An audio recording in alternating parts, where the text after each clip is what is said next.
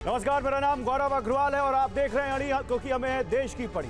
Gaza युद्ध का आज 55वां दिन है और 168 घंटे बाद युद्ध फिर से भड़क गया है। इजरायल की सेना गाजा पर पहले से ज्यादा विध्वंसक बमबारी कर रही है। उत्तर से लेकर दक्षिण तक महाविनाश कर रही है इजरायल की सेना गाजा में।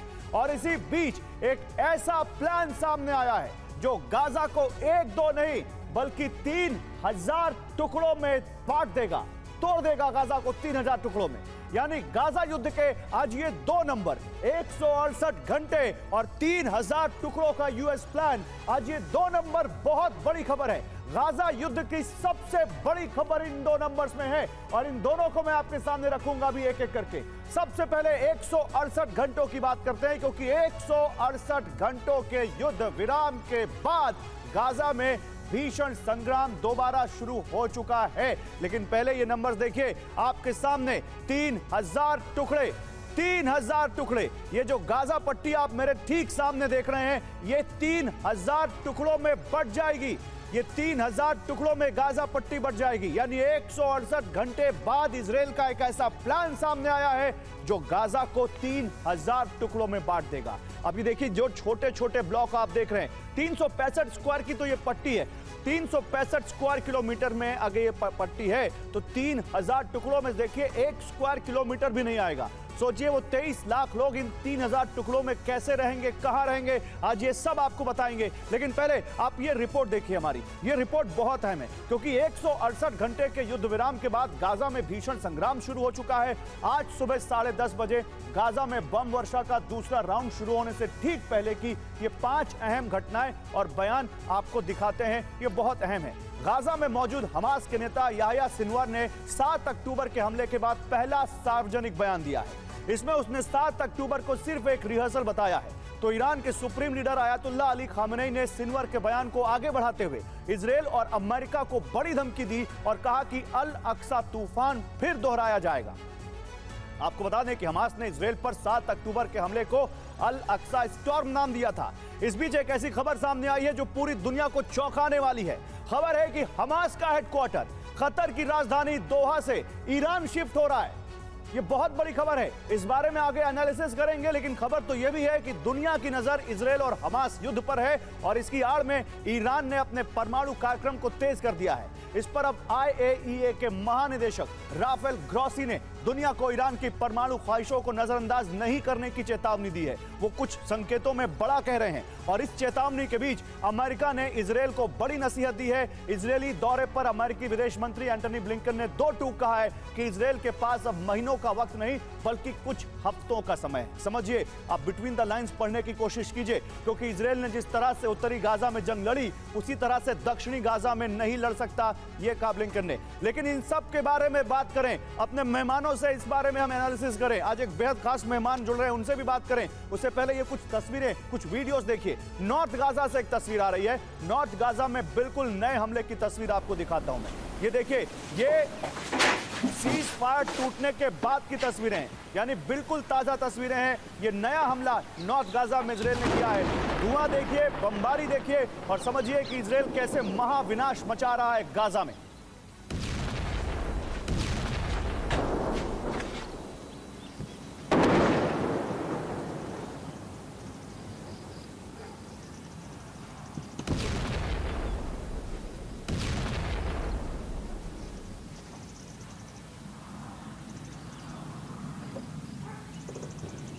एक 168 घंटे बाद बिल्कुल वैसे ही धमाके, बिल्कुल वैसी ही तबाही जैसी हमने युद्ध शुरू होने के वक्त देखी थी।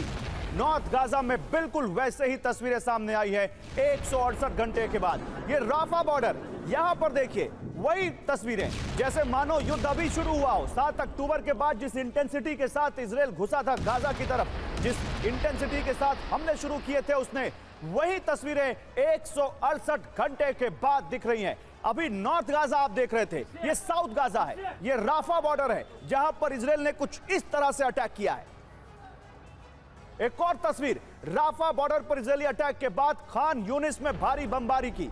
यह भी साउथ गाजा है और यहां युद्ध पहुंच चुका था इस सीज फायर से पहले और वहां पर युद्ध समझिए वहीं से एक बार फिर से बहुत तेजी से भड़का है। खान यूनिस में भारी बमबारी की ये आपके सामने तस्वीरें।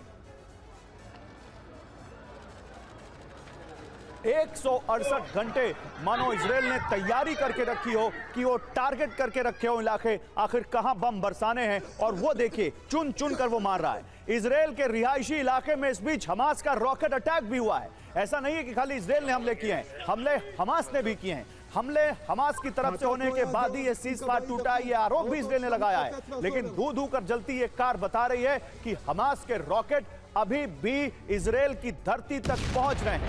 अभी भी इजराइल की धरती पर वो हमास के रॉकेट गिर रहे हैं। इजराइल के रिहायशी इलाके में 168 घंटों के बाद गिरा ये हमास का रॉकेट इस बात का सबूत है कि हमास अभी भी इजराइल पर हमला कर रहा है। और अब यरूशलेम से तस्वीर। यरूशलेम में हमला करने वाले आतंकी के घर की जांच करने पहुंची इजराइल की डिफेंस फोर्सेस।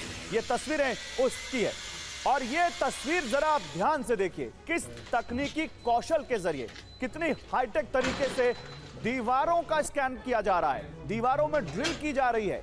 ये कैसे वहां पर आतंकी के घर की जांच करती है इजराइल की सेना।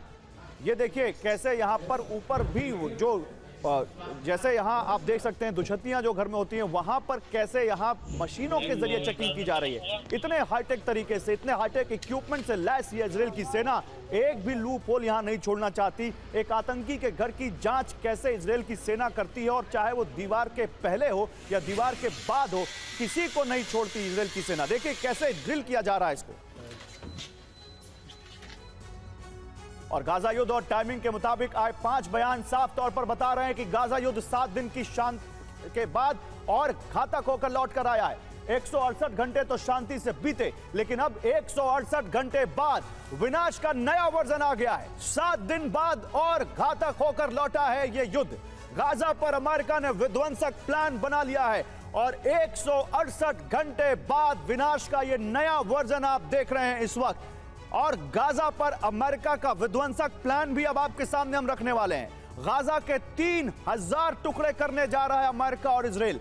गाजा तो एक बहाना है, अमेरिका का असली मिशन तो ईरान है। अमेरिका का मिशन ईरान भी अब हम आपको बताने वाले हैं। इस पर बात करने के लिए देखिए मेरे साथ बहुत खास मेहमान जुड़ रहे हैं। हमारे साथ डॉक्टर खीवराज जहांगीर जुड़ रहे हैं, जो कि तेल अवीव से जुड़ रहे हैं, और इस वक्त वो तेल अवीव यानी इजराइल से हमें ज्वाइन कर रहे हैं। डॉक्टर जहांगीर, बहुत स्वागत है आपका अड़ी में। मेजर जनरल ब्रजेश कुमार है एज डिफेंस एक्सपर्ट, सर आपका भी बहुत स्वागत है। और major general S B Asthana as defence expert, आपका भी बहुत स्वागत है। लेकिन शुरुआत डॉक्टर जहांगीर मैं आपसे करूंगा। आप इस वक्त वहां बैठे हैं जहां 168 घंटे बाद फिर से युद्ध शुरू हो चुका है। क्या आप हमें बता सकते हैं कि ये जो 168 घंटे थे, क्या अब ये उसके बाद हुई बमबारी और उसके बाद हुआ हमला ये बताता है कि यह युद्ध और ज्यादा तेजी के से शुरू कर दिया इजराइल ने?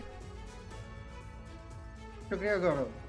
देखिए 7 दिन की लड़ाई के रुकने के बाद अब जब वापस लड़ाई शुरू हुई तो इतना भीषण और महासंग्राम जैसी स्थिति नहीं है।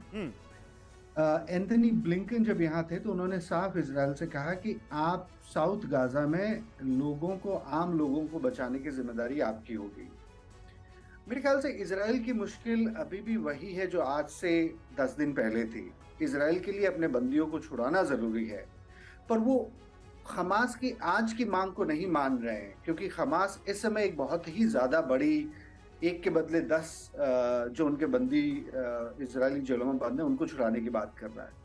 तो मेरे ख्याल से इजराइल इस समय चाहता है कि वो हमास को थोड़ा और नुकसान पहुंचाए, पर वो नुकसान पहुंचाने की स्थिति बड़ी मुश्किल होगी। ये बहुत हारी हुई लड़ाई है इजराइल के लिए, और इस लड़ाई में हमास के पास अभी भी एक तरह से कहिए कि अपर हैंड है, क्योंकि उनके पास इजराइल के बंदी हैं। हालांकि हमास के लिए ये बड़ी मुश्किल की बात है। आपने जिक्र किया था कि कैसे उनको हो सकता है कतर छोड़ना पड़े। हालांकि कतर ने उनको जो शय दी है राजनीतिक, कतर ऐसा कतई नहीं चाहता। डॉक्टर जहांगीर, लेकिन मैं आपके सामने कुछ आंकड़े रखना चाहता हूं। डॉक्टर जहांगीर, सुबह 10:30 बजे ये युद्ध विराम खत्म हुआ, प्रोफेसर जहांगीर, और उसके बाद से अभी तक 50 से ज्यादा लोग मारे जा चुके हैं। शुरुआती 3 घंटे में 30 लोग मार दिए गए, और जिस तरह की तस्वीरें आ रही हैं, चाहे वो साउथ गाजा हो चाहे नॉर्थ गाजा हो, भीषण बमबारी, भीषण एयर स्ट्राइक। तो जो शुरू में तस्वीरें आ रही थी, आज जो नुकसान गाजा को हुआ है, इसमें क्या, कैसे देखते हैं आप, क्या अंतर पाते हैं? इसमें अंतर तो कुछ नहीं है। इजराइल की जो लड़ाई है वो लड़ाई एक मिलिट्री के सहारे जितनी चल सकती थी उतनी चल गई है।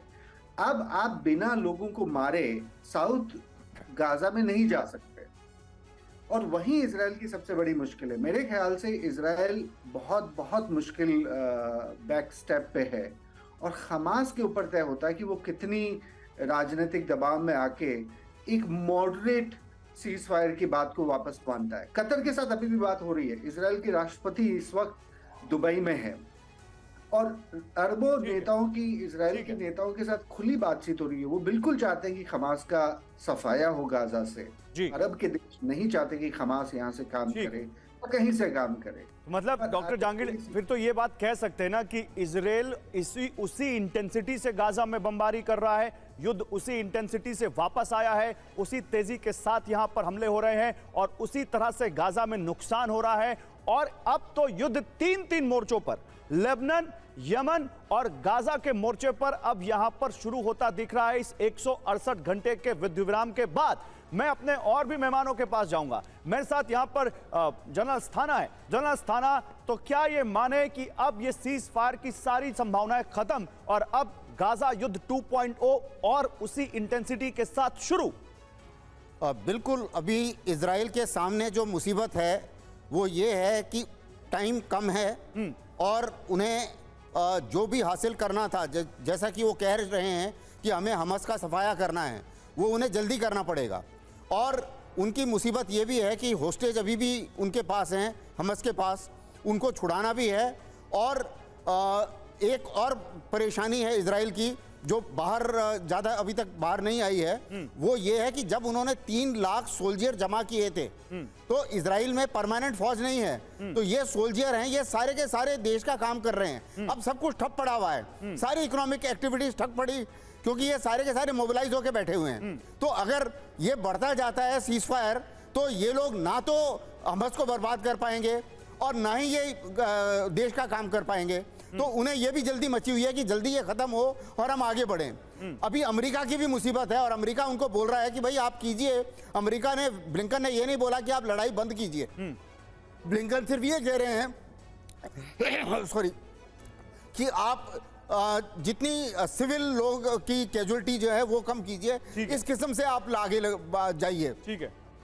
तो इस चीज को मद्देनजर रखते हुए, जैसे आपने बताया, अब लगता है कि वो छोटे छोटे टुकड़ों में कोम्बिंग ऑपरेशन करेंगे ताकि उतना ज्यादा कोलेटरल डैमेज ना हो। मतलब आप कह रहे हैं कि छोटे छोटे टुकड़ों में ऑपरेशन और ज्यादा तेज होगा। जनरल ब्रजेश कुमार, मैं आपके पास आ रहा हूं, लेकिन मैं कुछ यहाँ पर ग्राफिक्स दिखाना चाहता हूं, उसके बाद मैं आपके पास आ रहा हूं, क्योंकि ये बहुत अहम, यहाँ पर हम एक रिपोर्ट लेकर आ रहे हैं, ग्राफिकल रिपोर्ट। ये तो आप देख ही रहे हैं 3000 टुकड़ों की, लेकिन ये आप देखिए, गाजा युद्ध के 48 दिन बाद जब बीते तो दुनिया के दबाव में हमास और इजराइल के बीच एक समझौता हुआ।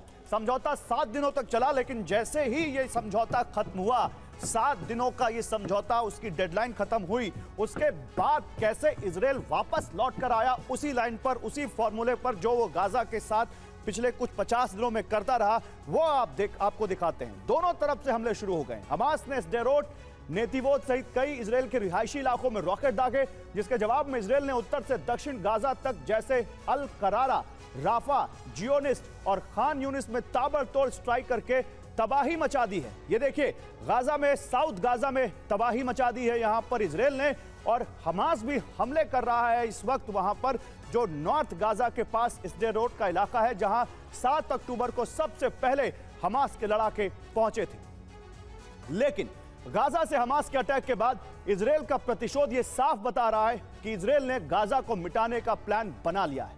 नंबर 1 प्लान तब समझ में आया जब नेतन्याहू ने गाजा पट्टी के बेहद करीब अपने लोगों के लिए एक कॉलोनी की नींव डाल दी। जी हां, नेतन्याहू जब नॉर्थ गाजा गए थे तो वहां उन्होंने एक नई कॉलोनी की नींव डाली।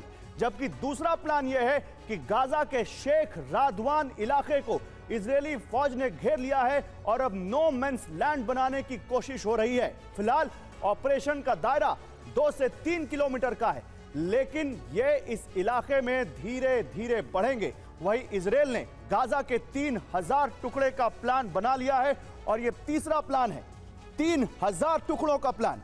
इजराइल का जो 3000 टुकड़ों का प्लान है, उसमें इजराइल गाजा के 3000 टुकड़े करेगा, 3000 हिस्से, उसके अलग अलग नंबर अलॉट किए जाएंगे। हर ब्लॉक का अलग नंबर है, हर नागरिक को अलग अलग नंबर भी मिलेगा। हमला करने से पहले नागरिकों को नंबर बता दिया जाएगा ताकि हमले वाले हिस्से में इजरायलियों का कोई नुकसान ना हो। आप समझ रहे हैं इजरायल की क्या प्लानिंग है।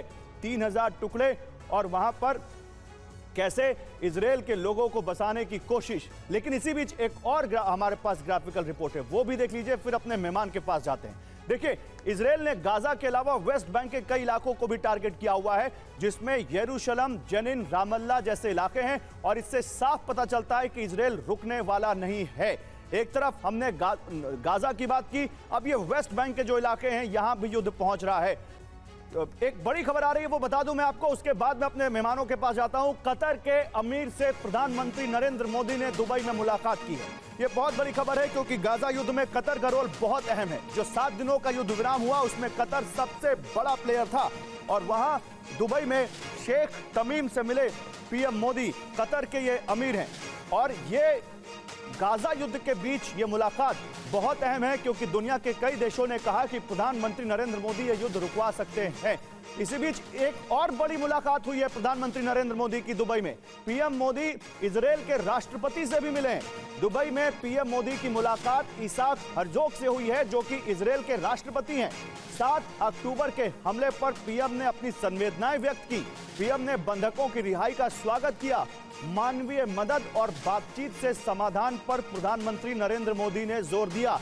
तो एक तरफ तो वो जो सीधे इस युद्ध में इन्वॉल्व है, जो इस युद्ध का पीड़ित भी है और जो इस युद्ध में अब हमले भी कर रहा है इजरायल, उसके राष्ट्रपति से प्रधानमंत्री की मुलाकात और कतर के अमीर से मुलाकात, जो लगातार इन दो देशों के बीच समझौता करने में अहम यहां पर निभा रहा है भूमिका।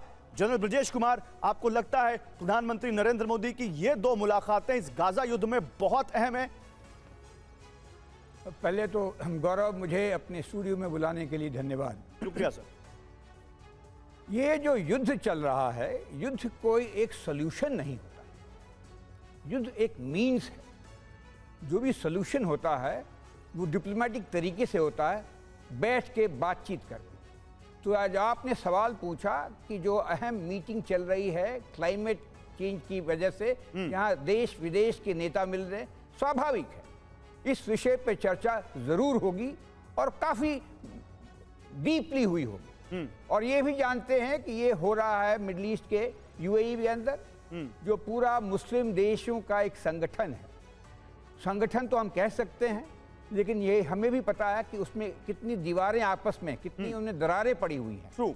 तो इस माहौल में कोई भी मीटिंग हो, किसी भी बहाने हो, तो जो सबसे अहम मुद्दा है, जो हमास का या इजराइल और गाजा के हमास की जो लड़ाई चल रही है, उसके ऊपर डिस्कशन जरूर हुआ होगा। या वो नेतन्याहू के और बाकी मिडिल ईस्ट के शासक हों उनके साथ में, और साथ में इंडिया के जो पीएम हैं मोदी साहब, उनका नेतन्याहू से और कतर के अमीर से ये अहम मीटिंग है, क्योंकि कतर की जो भूमिका है वो बहुत ही दिलचस्प कही जाएगी। ठीक है। कतर एक ऐसा देश है जहां अमेरिका का युद्धपोत पड़े हैं, हवाई सैनिक वहां रहते हैं, और ये उनको मध्यस्थता कर रहा है इजराइल और गाजा के बीच में। जी। तो इसके अलावा ये कहें कि जो लड़ाई है जो अभी तो चलेगी, लेकिन इसके 3 अलग पहलू मिलते हैं हमें हमारे हिसाब से। इस लड़ाई में हमास क्या सोचता है? हमास चाहता है कि इजराइल की जितनी नष्ट हो, जितनी फोर्सेस डिस्ट्रॉय की जाए और जितना लंबा खींचे उसके लिए अच्छा है। वो उसकी ताकत तो है नहीं कि उसको खत्म कर सकता है, बिल्कुल, मगर उसने एम्बैरस कर दिया है और फिलिस्तीन का जो समस्या है उसको ऊपर ले आके खड़ा कर दिया है विश्व में कि ये समस्या है, इसके ऊपर आप लोग ध्यान दीजिए। ठीक बात है। दूसरी तरफ इजराइल क्या चाहता है? इजराइल के डिफेंस फोर्सेस के ऊपर में, गवर्नमेंट के ऊपर में बहुत प्रेशर है कि अपने बंधकों को छुड़ा ले। ठीक है। लेकिन वो चाहता है हमास को मिलिटरीली खत्म करना। ठीक है। तो कोई भी जो रोक टोक होती है, कोई भी जो बीच में हमने एक जो सीज फायर किया गया, 4 दिनों का किया गया या 7 दिनों का किया गया है, हाँ, इनको वो खास फायदा नजर नहीं आता है। हालांकि लड़ाई खत्म नहीं हुई है। इन 7 दिनों के अंदर भी इंटेलिजेंस गैदरिंग, चीजों का तैयारी करना, रीएलोकेट रिसोर्सेज करना, नए प्लान्स बनाना, वो पीछे में चलती रहती है। ठीक है। बम नहीं फायर होते हैं, गोलियां नहीं चलती हैं, मगर कार्रवाई चलती रहती है। नहीं, लेकिन जिस तरह से वेस्ट बैंक में भी इस वक्त ये हमें दिख रहा है, एक छोटा सा यहाँ पर रिएक्शन मैं आपसे लूंगा प्रोफेसर जहांगीर। ये जेनिन, रामल्ला, यरूशलेम में हाल के दिनों में काफी कॉन्फ्लिक्ट बढ़ गए हैं। वेस्ट बैंक में क्या हो रहा है? क्या ये युद्ध उधर भी जा सकता है? देखिए, वेस्ट बैंक में जाने की इसकी पूरी संभावना तो पहले भी नहीं थी, पर हुआ ये है कि पिछले हमास की इच्छा थी कि वेस्ट बैंक में जो इजरायली ऑक्यूपेशन के अंडर में जो फिलिस्तीनियन है वो अपने हथियार उठाएं और वो इजरायलियों पे हमले करें। ये ऐसा हुआ नहीं है अब तक। इस बात का बड़ा शुक्र मनाया जा रहा है कि वेस्ट बैंक के फिलिस्तीन के लोगों ने हमास की इस लड़ाई से अपने आप को दूर रखा है। जनीन एक ऐसा रेफ्यूजी कैंप है जहां पे बहुत सारे आर्म्ड ग्रुप्स हमास ने पिछले 5-6 सालों में बना रखे हैं। इस लड़ाई के पहले भी जनीन में पिछले 12 महीने में इजराइल की आर्मी ने बहुत बड़ी कार्रवाइयां करी थी। ठीक है। और सबसे बड़ा डर उनको यह है कि एक लोन फाइटर जिसे कहते हैं, जैसे अभी देखिए कल आपने जिक्र किया कि जेरूसलम में एक बस स्टॉप पे, और मैं अक्सर ऐसे बस स्टॉप पे बसों का इंतजार करते हुए खड़ा रहता हूँ, एक आम जगह पे जहाँ लोग सुबह जाने की तैयारी कर रहे थे, वहां पे एक फिलिस्तीनी इजरायली ने आके 3 लोगों को मार दिया और 6-7 लोग घायल हो गए। तो ये जो घटनाएं हैं, ये घटनाएं तो बहुत बहुत चिंता वाली है और ये होने वाली है, क्योंकि इसका दबाव। और कमाल की बात ये थी कि सीज फायर के होते हुए हमास ने इस हमले की जिम्मेदारी ली। मतलब उन्होंने ये दावा किया कि ये हमला उनके एक ट्रेनी ने किया है। तो इजराइल ने इस बात का भी बड़ा एतराज माना कल कि जब सीज फायर का आखिरी दिन चल रहा था, तब आपने हमारे 3 लोगों को जेरूसलम में मारने की या गोलीबारी करने की क्यों तैयारी करी। ठीक है, मतलब आप कह रहे हैं कि वहां पर हमास की पूरी कोशिश थी, लेकिन बहुत शुक्र मनाना चाहिए कि वहां पर यरूशलेम में या फिर आप कह सकते हैं पूरे वेस्ट बैंक में उस तरह से ये युद्ध नहीं भड़का जिस तरह से हमास चाहता था। इसी बीच मेरे पास एक बड़ी खबर आ रही है, और अगर विजुअल्स रेडी हो पीसीआर तो बताइएगा। मैं अपने दर्शकों को फिलहाल स्टैंड बाय करता हूं कि देखिए जबालिया कैंप जो है नॉर्थ गाजा का, वहां अब से कुछ देर पहले एक बहुत बड़ा अटैक हुआ है, उसकी तस्वीरें सामने आ रही हैं और वो तस्वीरें आ चुकी हैं। देखिए पहले वो ब्रेकिंग न्यूज आपको दिखाता हूं। जबालिया कैंप पर इजराइल का बड़ा हमला, ये आईडीएफ के हवाई हमले से वहां भारी तबाही मची है। यानी अभी नॉर्थ गाजा में हम बात कर रहे थे हमलों की, हम बात कर रहे थे भीषणता की, हम बात कर रहे थे कैसे महाविनाश वहां पर इजराइल ने फिर से मचाना शुरू कर दिया है, और उसका सबूत ये तस्वीरें अब से कुछ देर पहले हुए हमले की। ये टीवी9 के पास एक्सक्लूसिव फुटेज है जो हम आपको दिखा रहे हैं। ये जबालिया कैंप जो कि बहुत बड़ा कैंप है नॉर्थ गाजा का, और इजराइल ये कहता है कि इस कैंप में हमास के लड़ाके रहते हैं। वहां पर इजराइल ने एक बार फिर से भीषण बमबारी की है, और वहां भीषण बमबारी के बाद क्या तस्वीर नजर आई है, ये विनाश, ये तबाही, ये मलबा, ये धुआं, ये धूल आपको बता रही है कि जबालिया कैंप में कैसे इजराइल ने एक बार फिर 7 दिनों के युद्ध विराम के बाद तबाही मचा दी।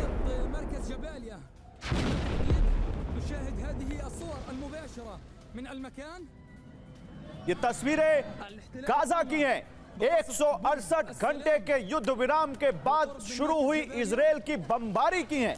ये तस्वीरें गाजा में इजराइल के एक और कहर की हैं, जो लगातार वहां पर बम के जरिए इजराइल बरसा रहा है, जो लगातार इजराइल वहां पर हमास के लड़ाकों को टारगेट करके बमबारी कर रहा है, बम वर्षा कर रहा है। बेथलेहम से एक तस्वीर आई है, बेथलेहम में इजरायली काफिले पर हमला किया गया, उसकी तस्वीर मैं आपको दिखाता हूं। बेथलेहम में इजरायली काफिले पर जो हमला हुआ, यह बताता है कि चाहे गाजा हो या फिर वेस्ट बैंक हो, वहां भी इजराइल को लगातार टारगेट किया जा रहा है। यह कल रात की तस्वीर है जो मैं आपको दिखा रहा हूं, और देखिए कैसे वहां पर जैसे ये जो कॉन्फ्लिक्ट कहां तक पहुंचा है, बेथलेहम, ये वेस्ट बैंक का इलाका, आप देखिए कैसे वहां तक ये कॉन्फ्लिक्ट पहुंचा है, और वहां पर कैसे लोग, स्थानीय लोग इजराइल की सेना को टारगेट कर रहे हैं, उनकी गाड़ियों को टारगेट कर रहे हैं, उनके काफिले को टारगेट कर रहे हैं, पेट्रोल बम मार रहे हैं। जगह जगह उनके बुलडोजर हो, उनके आर्मर्ड व्हीकल हो, उनके सैन्य दस्ते हो, उन पर वो पेट्रोल बम मार रहे हैं और उन पर उस तरह से वो हमले कर रहे हैं। ये बेथलेहम की तस्वीरें हैं। डॉक्टर जहांगीर, तो वेस्ट बैंक में भी लोकल्स भले ही उस लेवल पर सामने ना आए हो, लेकिन इजराइल की सेना के लिए वहां भी बहुत चुनौतियां हैं। सीधे सीधे पेट्रोल बम, सीधे सीधे उनकी गाड़ियों पर हमला। देखिए बेथलेहम और जो इजरायली टेरिटरीज हैं, जहाँ फिलिस्तीनियन टेरिटरीज का ऑक्यूपेशन भी है, उन जगहों पे इजराइल की मुश्किल बहुत वक्त से चल रही है। वहां मुश्किल चलने की 2 वजह हैं। एक तो जो कुछ अतिवादी जो इजराइल की सरकार में मिनिस्टर हैं इन दिनों, उनकी नीतियों के चलते ऑक्यूपेशन वाले लोग बड़े परेशान हैं। दूसरा, अक्सर ये होता है कि मिलिट्री और पुलिस जब किसी को अरेस्ट करने जाती है तो एक कलेक्टिव रेसिस्टेंस होता है घरों से। उसे पत्थरबाजी कह सकते हैं या छोटे मोटे जो पेट्रोल बॉम्ब्स होते हैं वो बना के फेंके जाते हैं या कचरे के ढेर को ही जलाया जाता है। ऐसा माहौल किया जाता है कि आर्मी को सिविलियंस से कन्फ्रंट होना पड़े। तो ये जो मुश्किलें हैं, ये मुश्किलें इतने दिनों तक तो नहीं थी, और कल के जेरूसलम के हमले के बाद, और ये जो आप विजुअल दिखा रहे हैं बेथलेहम का, इसकी हालांकि यहाँ बड़ी कोई खबर नहीं थी कल, पर अगर ये चीजें होती हैं तो इजराइल के लिए अपने अंदरूनी इलाकों में इस लड़ाई को रोक पाना बड़ा मुश्किल हो जाएगा। आपने एक बड़ी लकीर खींची है कि इजराइल अपने अंदरूनी इलाकों में क्या इस लड़ाई को रोक पाएगा, ये मैं आपसे बात करूंगा। फिलहाल आप रहिए मेरे साथ, लेकिन एक बड़ी तस्वीर और आ रही है गाजा से इजराइल पर रॉकेट अटैक की, और ये बताता है कि हमास ने भी 168 घंटे के बाद इजराइल पर हमले शुरू कर दिए हैं। ये गाजा से इजराइल पर जो रॉकेट दागे गए उसकी तस्वीरें हैं, आज सुबह की तस्वीरें हैं। ये आज सुबह 10:30 बजे जैसे ही युद्ध विराम खत्म हुआ, आप देखिए हमास ने भी लगभग लगता है पूरी तैयारी कर रखी थी, और उसने भी तुरंत यहाँ पर रॉकेट दागकर इस युद्ध विराम के खत्म होने के बाद ये सबूत दिया कि वो भी अभी तैयार है इजराइल से युद्ध लड़ने के लिए। और 3 घंटे में 30 की मौत वाली बमबारी अब आपको दिखाते हैं। जैसे ही 10:30 बजे ये युद्ध विराम खत्म होता है, 3 घंटों में इजराइल की बमबारी में गाजा में 30 लोग मारे जाते हैं। और ये तस्वीरें शायद आपको अंदाजा दे सकें कि कितनी ज्यादा भीषण तबाही वहां पर इजराइल ने मचाई। और उसके बाद ये देखिए, तबाही के बाद ड्रोन से ली गई तस्वीरें हैं जो बताती हैं कि कैसे बस्ती की बस्ती वहां पर तबाह हो गई। और इसी बीच हमले में तबाह एक मस्जिद की तस्वीर। ऐसी कई मस्जिदें हैं जो इजराइल ने अपने हमले में तबाह कर दी हैं। ऐसे कई धर्मस्थल हैं, धार्मिक स्थल, जहां पर इजराइल ने हमास के लड़ाकों के बेस होने के, उनके अड्डे होने के आरोप लगाए और फिर उनको कुछ इस तरह से तबाह कर दिया। ये एक और मस्जिद गाजा में वो वहां पर तबाह कर दिए वहां पर। और बच्चों को आप देखिए, बच्चों को देखिए जो वहां पर मस्जिद में जो लिटरेचर था उसके पन्नों को वो बच्चे बटोर रहे हैं। दावा किया जा रहा है कि ये पवित्र किताब कुरान की के पन्ने हैं जिनको बच्चे वो वहां ढूंढ रहे हैं और उनको वहां से उठा रहे हैं। वो जो लिटरेचर वहां पर था उसको ढूंढ रहे हैं बच्चे। लेकिन इसी बीच खान यूनिस में बम से तबाही की एक तस्वीर आपको दिखाता हूं। खान यूनिस में बम से कैसे तबाही मचाई है यहां इजराइल ने, यह आप देख सकते हैं। तो अभी हम आपको नॉर्थ गाजा दिखा रहे थे, अभी हम आपको साउथ गाजा दिखा रहे हैं। यही बताता है कि पूरा नॉर्थ और साउथ नाप दिया है इस युद्ध विराम के खत्म होने के बाद इजराइल ने। जबालिया एकदम ऊपर नॉर्थ गाजा की तरफ पड़ता है, और यहाँ पर ये जो आप देख रहे हैं ये खान यूनिस बिल्कुल नीचे की तरफ साउथ गाजा में, इसके बाद राफा आता है और फिर इजराइल इजिप्ट का बॉर्डर आता है। इसी बीच देखिए एक और तस्वीर सामने आ रही है। जबालिया के बाद अब खान यूनिस पर अटैक हुआ है। जबालिया की हम बात कर रहे थे, अब देखिए खान यूनिस से बड़ी खबर आ रही है। खान यूनिस पर जबालिया के बाद अब अटैक हुआ है। इजराइल ने ताबड़तोड़ एयर स्ट्राइक खान यूनिस में कर दी है। अभी हम खान यूनिस की आपको कुछ देर पहले की तस्वीर दिखा रहे थे, अब ये देखिए ये थोड़ी देर पहले की तस्वीरें हैं। खान यूनिस में इजराइल ने कुछ इस तरह से अटैक किया है। अभी जबालिया, अभी खान यूनिस, यानी साउथ से लेकर नॉर्थ तक गाजा में इजराइल ने तबाही मचा दी है 168 घंटों के युद्ध विराम के बाद।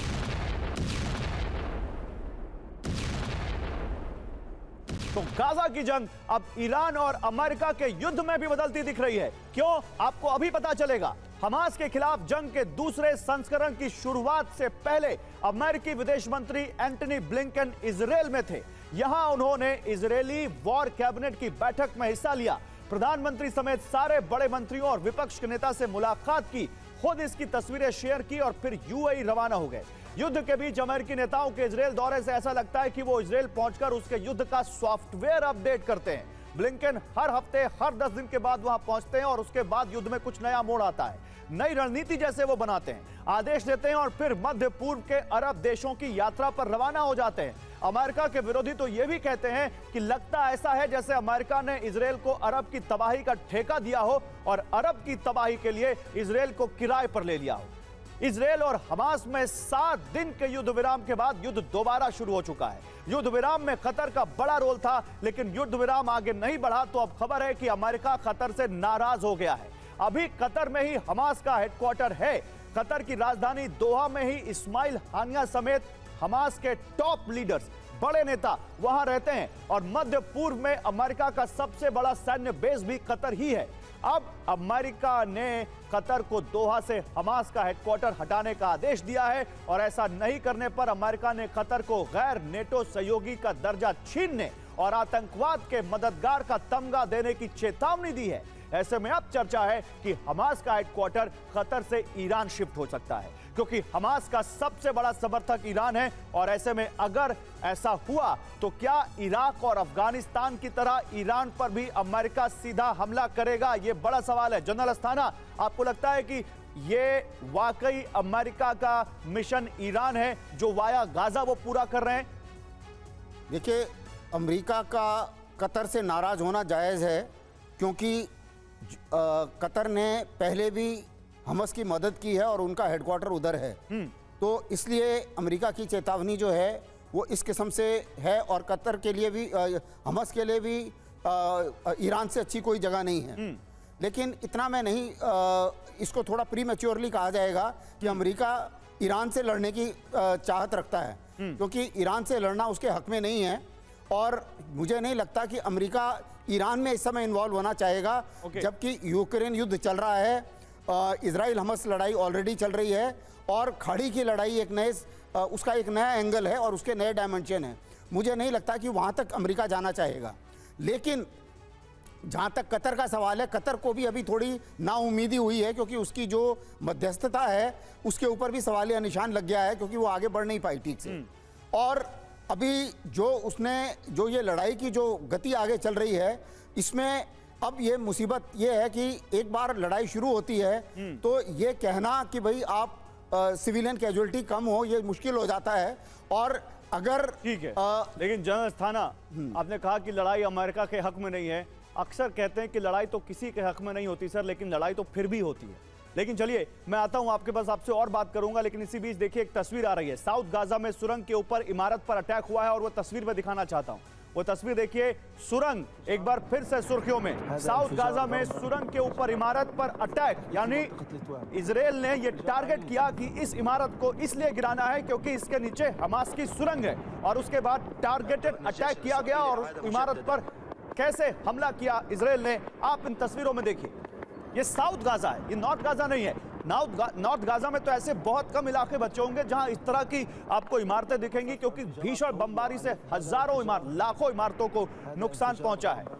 और अब आपको इस युद्ध की सबसे विचित्र तस्वीर दिखाएंगे, सबसे विचित्र, जिसमें पूरी इमारत खड़ी है, लेकिन वहां पर जैसे इजरायल का अटैक सामने आया, आप देखिए टारगेटेड अटैक की अलग रणनीति। पूरी इमारत खड़ी है, लेकिन 2 फ्लोर आप देखिएगा कैसे, एक फ्लोर केवल उड़ा दिया यहां पर इजरायल ने। मतलब ऊपर का फ्लोर है, नीचे का फ्लोर है और बीच का आप देखिए फ्लोर गायब है। ये इजरायल का प्रिसिशन देखिए, ये कैसे, मतलब समझ में नहीं आ रहा। ऊपर का फ्लोर है, नीचे का फ्लोर है और बीच का फ्लोर इजरायल ने उड़ा दिया। ये कौन सी टारगेटेड अटैक की तकनीक है जनरल ब्रजेश कुमार, ये आपको समझ में आ रहा है? देखिए, ये कुछ अजीबो गरीब चीज़ें नज़र आएंगी हमको फिल्म के ज़रिए, जो हम फोटोग्राफिक करते हैं या उसको हम रिपोर्ट पेश करते हैं। लेकिन इम्पॉर्टेंट बात ये है, 7 दिन के युद्ध विराम के बाद में हमास को एक थोड़ा एडवांटेज टैक्टिकल लेवल पे मिल जाता है। ओके, वो क्या है? एक तो मोमेंटम जो अटैक का था उनके विरुद्ध, वो थम गया। दूसरा, उनको समय मिल जाता है अपने रीऑर्गेनाइज करने को। बिल्कुल। तीसरा, अपने जो लोग हैं उनको इकट्ठा करके, अगर नॉर्थ गाजा विध्वंस हो चुका है तो साउथ गाजा में ले आने का, ठीक है, अपनी रसद सामग्री और मनोबल वगैरह भी इकट्ठा करते हैं। तो आपने जो देखा कि जो लड़ाई शुरू हुई अभी 7 दिन के बाद, तो पहला तो जरूर उन्होंने, इजराइल ने नॉर्दर्न गाजा पे हमला किया, लेकिन उनका ध्यान है सेंट्रल या साउथ गाजा के ऊपर, जहां ऐसा माना जाता है कि जितने हमास योद्धा हैं वहां उन सुरंगों में छिपे हुए हैं। ठीक है, नॉर्थ की सुरंगों को देखा गया है, डिस्ट्रॉय किया गया है, और इस 7 दिनों के अंदर इजराइल ने भी काफी इंटेलिजेंस हासिल ये की आप है। बड़ी बात कह रहे हैं सर, लेकिन एक और ग्राफिकल रिपोर्ट में दिखाना चाहता हूं जल्दी से, क्योंकि समय कम है। ऊपर हमने अपने दर्शकों को 5 बयान दिखाए थे, और उसके साथ ही गाजा में जो हालात है वो भी हम लगातार बता रहे हैं कि युद्ध सिर्फ गाजा तक ही नहीं है, अब ये युद्ध चारों ओर है, जिसमें इजराइल हमास और हिजबुल्लाह से तो लड़ ही रहा है, साथ ही हूती को भी टारगेट कर रहा है। यमन की राजधानी सना में हूती के हथियार स्टोर पर इजराइल ने स्ट्राइक कर उसे तबाह कर दिया, तो वही हूती के ड्रोन को भी मार गिराया है। तो आईडीएफ हमास से भी लड़ रही है, इजराइल से भी लड़ रही है, और हूती पर भी अब उसने टारगेट करना शुरू कर दिया है। हिजबुल्लाह से तो पहले ही उनकी लड़ाई हो रही है। ये आप जो देख रहे हैं ये बताता है आपको कि चारों ओर युद्ध इस वक्त जो हो रहा है उसमें इजराइल लगातार लगा हुआ है, लगातार उलझा हुआ है, और उसके बावजूद वो इनसे मोर्चेबंदी पर लगा, उनसे मोर्चा ले रहा है। लेकिन युद्ध में तबाही के नंबर आपको जल्दी से दिखा देते हैं। देखिए 50 से ज्यादा मौत अगर बात करें तो हो चुकी है केवल आज युद्ध विराम के बाद, लेकिन 16,000 से ज्यादा लोगों की मौत अभी तक 7 अक्टूबर के बाद इस युद्ध में हुई है। उसमें 6,000 से ज्यादा तो बच्चे हैं, 58 पत्रकारों की मौत हुई है, 18 लाख फिलिस्तीनी बेघर हो गए हैं, 110 हमास ने बंधक छोड़े हैं अभी तक, और 137 हमास के कब्जे में बंधक अभी भी हैं। ये अभी तक इस युद्ध के नंबर हैं, और ये बताते हैं कि यह युद्ध अभी खत्म नहीं हुआ, बल्कि और भीषणता के साथ फिर से इजराइल ने शुरू कर दिया है। आप तमाम मेहमानों का बहुत शुक्रिया, समय खत्म हो चुका है, बहुत शुक्रिया हमारे साथ जुड़ने के लिए, और हम दर्शकों का भी बहुत शुक्रिया हमारे साथ बने रहने के लिए शो में। Thank you.